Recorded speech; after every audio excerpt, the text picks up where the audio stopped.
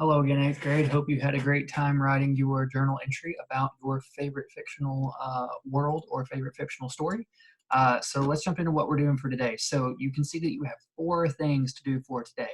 First thing that you're doing is watching this video. So when that's done, you can check that off. But the second thing that you're doing is you're going to be reading a rather interesting article on Actively Learn, doing just a little bit of work with it, more response work to it than anything. You're not really going to analyze much in that one.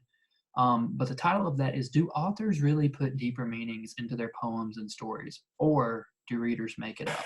Now, this is a very interesting question, because I know that as we are jumping into this poetry stuff, some of you guys may be thinking, oh, how do I know if how I'm interpreting this is actually real, or am I just coming up with this on my own? Like, am I just believing this because Mr. Marsh told me to believe it about this poem?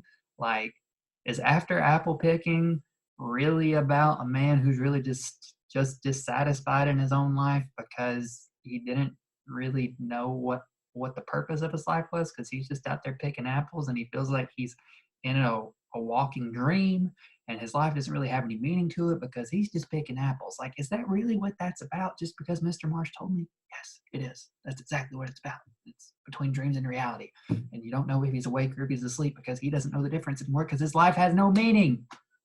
That's what it's about. But does the author mean to do that, or does the reader create that as they're reading it? Now, this gets into a really dangerous line of thinking.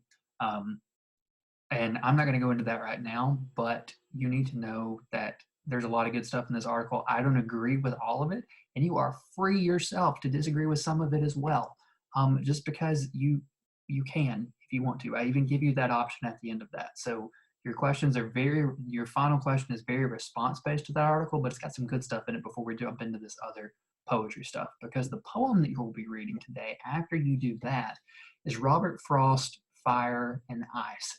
And that is, it's in top 5 favorite poems from Mr. Marsh. It's very, very short. It's only like 3 sentences, really.